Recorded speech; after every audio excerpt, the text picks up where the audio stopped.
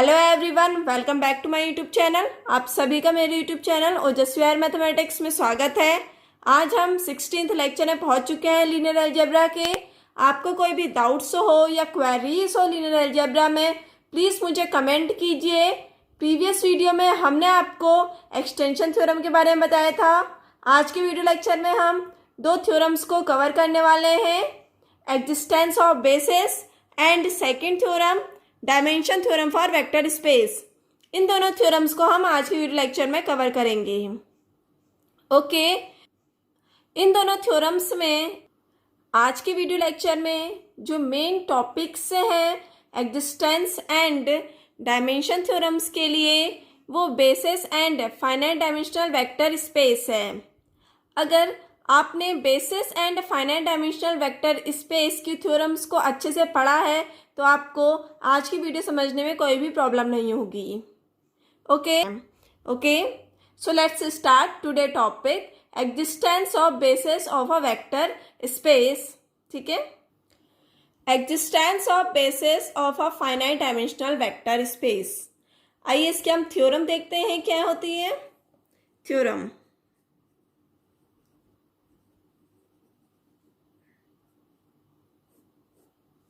there exists a basis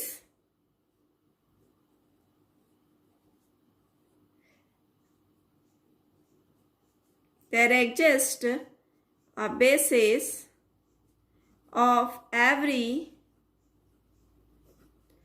finitely generated vector space. Finitely generated vector space. There exists a basis of every finitely generated vector space. जितने भी finitely generated vector space हैं उनका एक base हमारा जरूर होगा।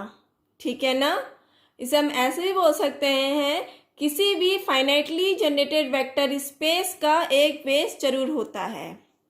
Okay, there exists a basis of every finitely generated vector space. आइए इसको हम प्रूफ करते हैं। Proof, let VF be a finitely generated vector space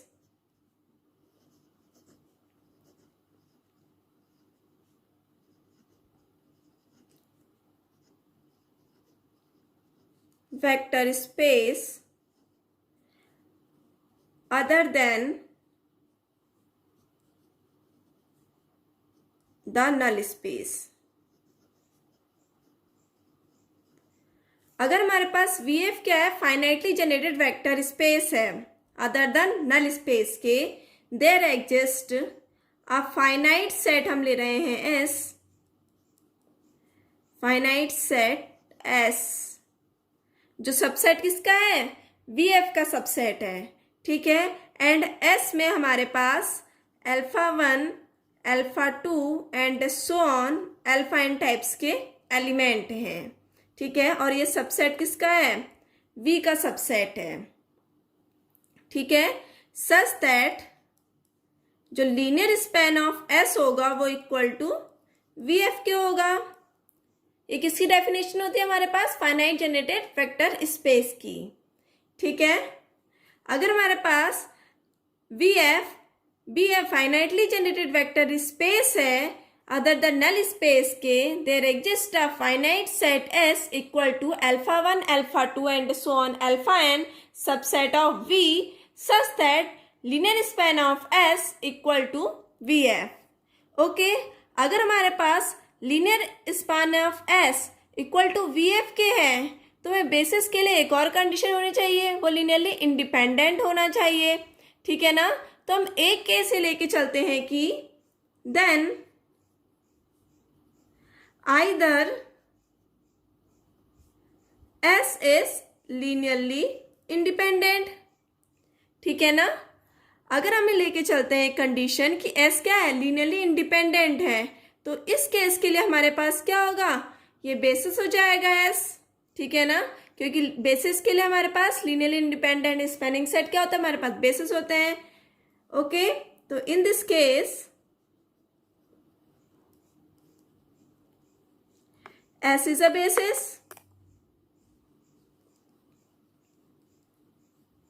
ठीक है ना। इस केस के लिए S क्या आएगा, बेस हो जाएगा। ओके, अब हम अदर केस लेके चलते हैं। एस देयर एग्जिस्ट, कोई हम अल्फा के ले रहे हैं जो बिलोंग किसको कर रहा है, S को बिलोंग कर रहा है, ठीक है। सच दैट अल्फा के is also belongs to L, alpha 1, alpha 2 and so on alpha k minus 1, ठीक है। अल्फा के belongs to L, alpha 1, alpha 2 and so on alpha k minus 1, और हमें क्या दिया है, S क्या हमारे पास सबसेट है V का, और ये क्या हमारे पास फाइनाइटली जनरेटेड वेक्टर स्पेस है, ठीक है। जो VF है वो क्या हमारे पास फाइनाइटली जनरेटेड वेक्टर स्पेस है, और linear span of S equal to VF के है। तो so L S minus of alpha के इक्वल टू VF के होगा, ठीक है, क्योंकि हमारे पास VF क्या दिया है, फाइनाइटली जनरेटेड वेक्टर स्पेस दिया है। ओके, तो linear span of S minus alpha के हो जाएगा। ओके, तो दिस कंडीशन के लिए हमारा क्या आ गया, इफ S माइनस अल्फा के इज लीनियरली इंडिपेंडेंट, ठीक है, तो S माइनस अल्फा के क्या आ गया, लीनियरली इंडिपेंडेंट आ गया। अगर हम S में से अल्फा के को रिमूव नहीं करेंगे तो सेट क्या जाएगा हमारे पास, लीनियरली डिपेंडेंट आ जाएगा, बट बेसिस के लिए हमें क्या चाहिए, लीनियरली इंडिपेंडेंट चाहिए। तो उसके लिए हम S में से अल्फा के को क्या करेंगे, रिमूव कर देंगे, ठीक है। तो L S माइनस अल्फा के इक्वल टू VF, और इस कंडीशन के लिए हमारे पास क्या आ गया, S माइनस अल्फा के इज लीनियरली इंडिपेंडेंट, ठीक है। तो S माइनस अल्फा के लीनियरली इंडिपेंडेंट आ गया और एंड स्पैनिंग सेट आ गया, तो हमारे पास क्या आ गया, ये बेसिस आ गया, ठीक है ना। तो इस कंडीशन के लिए भी ये बेसिस बन गया, ठीक है। अब हम अदर कंडीशन लेते हैं एक और, एल्स देयर एग्जिस्ट। अब हम एक अल्फा जे ले रहे हैं जो बिलोंग कर रहा है हमारे पास S माइनस अल्फा के को, ठीक है। एक हम अल्फा जे ऐसा ले रहे हैं जो बिलोंग कर रहा है S माइनस अल्फा के को। Okay, so there exist alpha J belongs to L S minus alpha के। ओके, जो अल्फा जे है वो बिलोंग कर जाएगा L S माइनस अल्फा के को, ठीक है। तो इस कंडीशन के लिए हमारे पास क्या आ गया, L S माइनस अल्फा के कॉमा अल्फा जे, ठीक है। अब हम S में से रिमूव करेंगे अल्फा के को भी and alpha J, okay, equal to VF। Okay, अगर हम अल्फा जे को इस S में से रिमूव नहीं करेंगे तो हमारे पास क्या जाएगा, ये लीनियरली डिपेंडेंट सेट आ जाएगा, बट हमें क्या चाहिए, लीनियरली इंडिपेंडेंट सेट चाहिए। ओके, तो हमारे पास इस कंडीशन के लिए भी ये बेसिस बन जाएगा। ओके, तो ऐसे ही प्रोसेस हमारी चलती रहेगी, ठीक है। तो एक टाइम ऐसा आएगा कि हमारे पास एक बेस जरूर बनेगा। ओके, जो हमारे पास सेट होगा उसका हमारे पास एक बेस जरूर बनेगा, ठीक है ना। Proceeding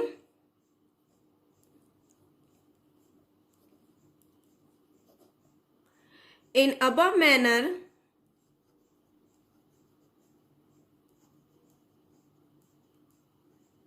we get basis of VF।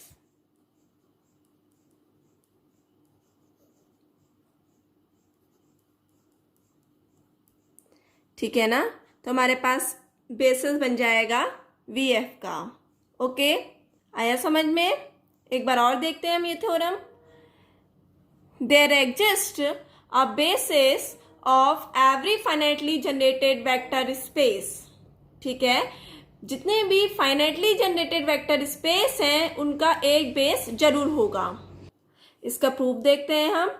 Late VF be a finitely generated vector space other than the null space. अगर हमारे पास VF finitely generated vector space है अदर द नल स्पेस के, there exist a finite set S equal to α1 α2 and so on. Alpha n जो subset किसका है, V का subset है, such that linear span of S equal to VF। Okay, then हम एक condition लेके चल रहे हैं कि S क्या है, हमारे पास लीनियरली इंडिपेंडेंट है। ठीक है, अगर हमारे पास S लीनियरली इंडिपेंडेंट है एंड S V को जनरेट कर रहा है तो S क्या आएगा, हमारे पास बेसिस हो जाएगा। ठीक है, तो ये कंडीशन के लिए हमारे पास जो थ्योरम है वो प्रूफ हो जाएगी। ओके, अब हम नेक्स्ट कंडीशन लेके चलते हैं। एल्स देयर एग्जिस्ट अल्फा के बिलोंग्स टू S। अगर हमारे पास हम अल्फा के ले रहे हैं जो बिलोंग कर रहा है S को, सच दैट अल्फा के belongs to L α1 α2 and so on alpha के -1। सो इस कंडीशन के लिए हमारे पास क्या आ गया, L S माइनस अल्फा के इक्वल टू VF। ओके, अब हमारे पास S माइनस अल्फा के V को जनरेट कर गया इफ S माइनस अल्फा के इज लीनियरली इंडिपेंडेंट। ओके, अगर हम S में से अल्फा के को रिमूव नहीं करेंगे तो सेट क्या बन जाएगा, हमारे पास लीनियरली डिपेंडेंट सेट बन जाएगा। तो हमारी जो थ्योरम है वो रॉन्ग हो जाएगी। ओके, तो इसलिए हम S में से अल्फा के को रिमूव कर देंगे। ओके, तो हमारे पास ये साइड भी हमारे पास क्या आ गया, बेसिस आ गया। ओके, तो हमारी जो थ्योरम है वो प्रूव हो गई है। इसके लिए हम अदर केस एक और लेके चलते हैं। There exist alpha J belongs to S minus alpha के, so there exist alpha J belongs to L S minus alpha के। तो दिस कंडीशन के लिए हमारे पास क्या आ गया, L S माइनस अल्फा के alpha J equal to VF। Okay, तो इस कंडीशन के लिए भी हम S माइनस अल्फा के कॉमा अल्फा जे को हमारा क्या जाएगा, लीनियरली इंडिपेंडेंट हो जाएगा। तो इस कंडीशन के लिए भी हमारे पास एक बेस जरूर आ गया है। तो इस कंडीशन के लिए भी हमारे पास बेस आ गया। ओके, तो ऐसे ही हमारे पास प्रोसेस चलती रहेगी। Proceeding in above manner we get basis of vector space. Okay, तो हमारे पास जो प्रोसेस है वो चलती रहेगी। तो फाइनाइट जनरेटेड वेक्टर स्पेस का एक बेस हमारे पास जरूर आएगा। ओके, आया समझ में। अब हम नेक्स्ट थ्योरम देखते हैं, dimension theorem. Dimension theorem for vector space. आइए थ्योरम देखते हैं क्या बोलती है। Theorem, if VF is a finite dimensional vector space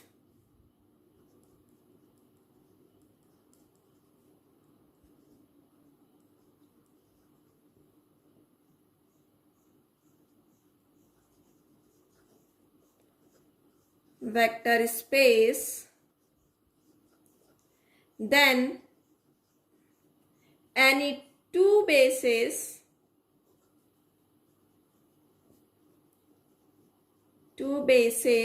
of V have the same number of element। Okay, आइए देखते हैं इसे हम। If VF is a finite dimensional vector space then any two bases of V have the same number of element। अगर हमारे पास VF finite dimensional vector space है तब हमारे पास V के दो बेसेस हैं। ठीक है, अगर हमारे पास V के दो बेसेस हैं तो उनके नंबर ऑफ एलिमेंट क्या होने चाहिए, हमारे पास सेम होने चाहिए। ओके, अगर हमारे पास VF finite dimensional vector space है तब any two bases of V के जो दो बेसेस हैं have the same number of element, उनके नंबर ऑफ एलिमेंट हमारे पास क्या होने चाहिए, सेम होने चाहिए। आइए इसको हम प्रूफ करते हैं। Proof, let B1 equal to α1 α2 and so on alpha n।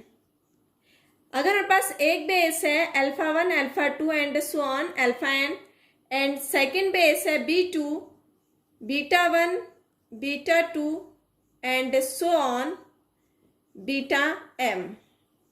Okay, अगर हमारे पास ये दोनों बेस दे रखे हैं फाइनाइटली जनरेटेड वेक्टर स्पेस के या फाइनाइट डायमेंशनल वेक्टर स्पेस के, B basis of finitely generated vector space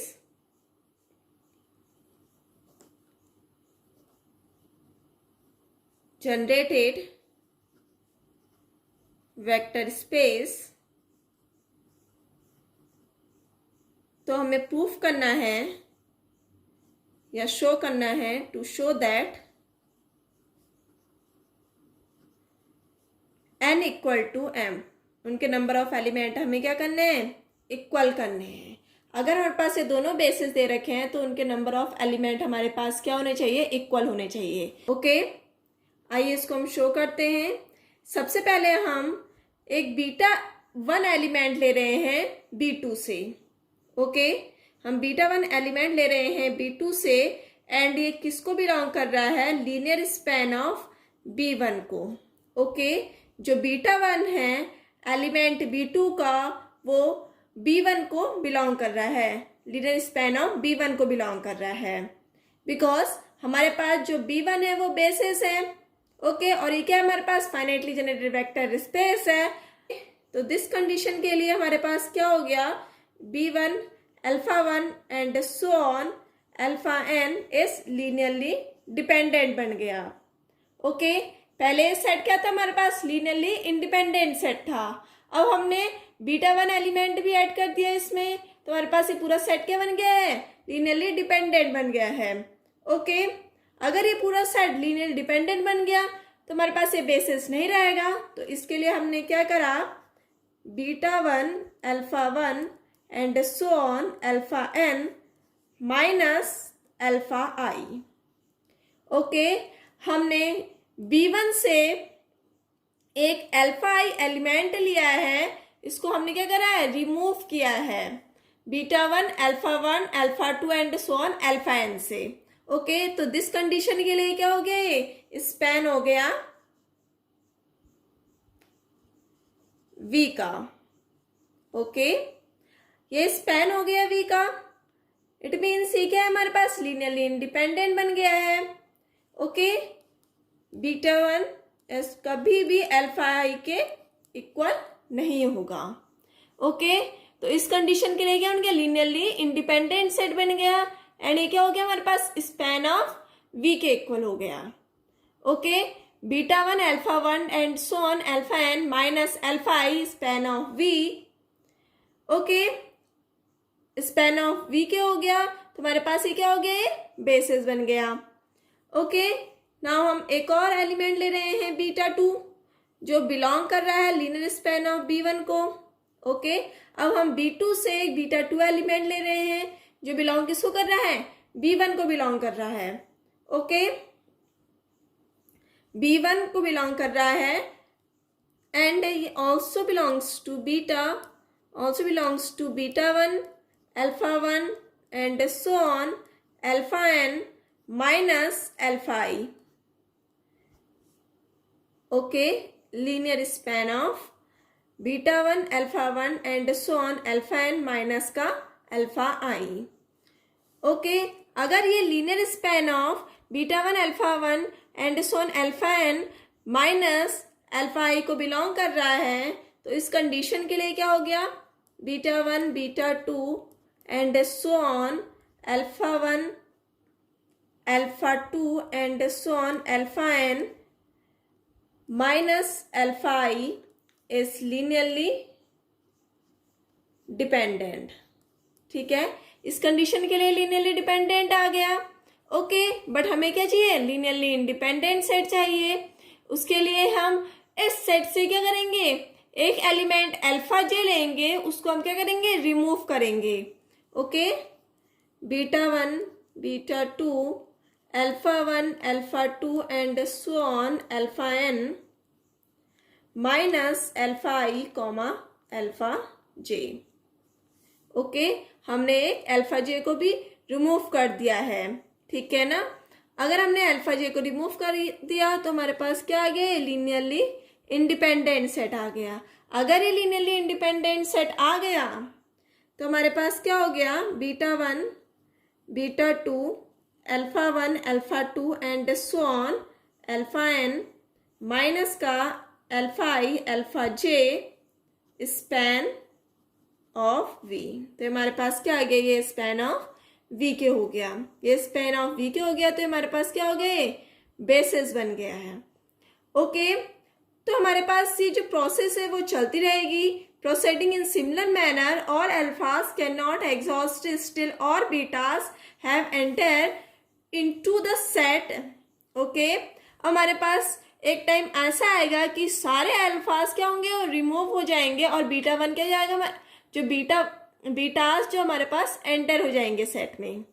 okay, सारे अल्फाज रिमूव हो जाएंगे एंड बीटास एंटर हो जाएंगे। तो इस कंडीशन के लिए क्या हो जाएगा, m less than equals to n के हो जाएगा। Okay, proceeding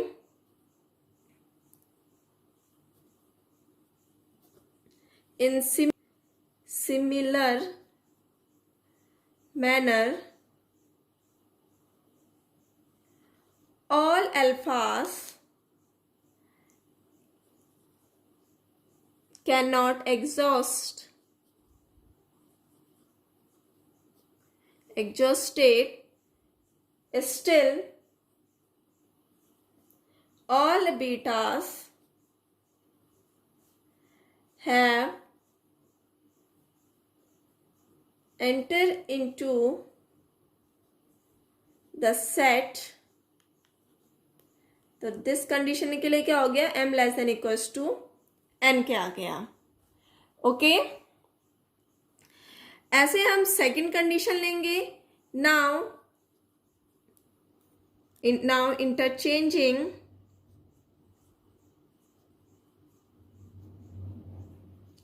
the role of B1 and B2।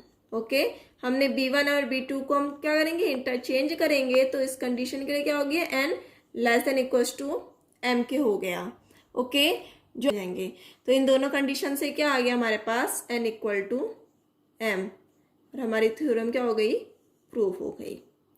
Okay, आया समझ में थ्योरम। एक बार और देखते हैं हम ये थ्योरम को। If VF is a finite dimensional vector space then any two bases of V have the same number of element। अगर हमारे पास VF finite dimensional vector space दिया है और हमारे पास दो बेस दे रखे हैं VF के, तो उनके नंबर ऑफ एलिमेंट हमने क्या निकालने हैं, सेम निकालने हैं। ठीक है, तो हमने क्या करा है, B1 एक बेस ले रखा है, इसमें हमारे पास alpha 1 alpha 2 and so on alpha n types के एलिमेंट हैं। एंड हमने सेकंड बेस लिया है B2, इससे हमारे पास beta 1 beta 2 and so on beta m types के एलिमेंट है। ये दोनों हमारे पास बेसिस है finite dimensional vector space VF के। तो हमने शो करना है कि इनके नंबर ऑफ एलिमेंट हमारे पास क्या होंगे, सेम होंगे। It means n equal to m के होगा। ओके, तो हमने क्या करा, B2 से हम एक एलिमेंट ले रहे हैं बीटा 1 जो बिलोंग कर रहा है लीनियर स्पैन ऑफ B1 को। ओके, हम बीटा 1 एक एलिमेंट ले रहे हैं जो बिलोंग कर रहा है L B1 को। ठीक है, तो इस कंडीशन के लिए क्या हो गया हमारे पास, beta 1 alpha 1 and so on alpha n क्या हो गया, लीनियरली डिपेंडेंट सेट हो गया। ओके, बिकॉज B1 में हमारे पास बीटा 1 भी ऐड हो गया। ओके, अब हमारे पास लीनियर डिपेंडेंट सेट आ गया, बट हमें बेस के लिए क्या चाहिए, लीनियरली इंडिपेंडेंट सेट चाहिए। तो इसके लिए हमने क्या करा, एक अल्फा i रिमूव कर दिया। ओके, B1 से हमने अल्फा i रिमूव करा तो हमारे पास ये क्या आ गया, लीनियरली इंडिपेंडेंट सेट आ गया। ओके, अगर ये लीनियरली इंडिपेंडेंट सेट आ गया और ये क्या दिया हमारे पास, फाइनाइटली जनरेटेड वेक्टर स्पेस दिया है, तो हमारे पास क्या हो गया, ये स्पैन ऑफ V के हो गया। ओके, नेक्स्ट हमने एक और कंडीशन ली, बीटा 2। ठीक है, बीटा 2 एक एलिमेंट लिया हमने B2 से जो बिलोंग कर रहा है किसको, लीनियर स्पैन ऑफ B1 को।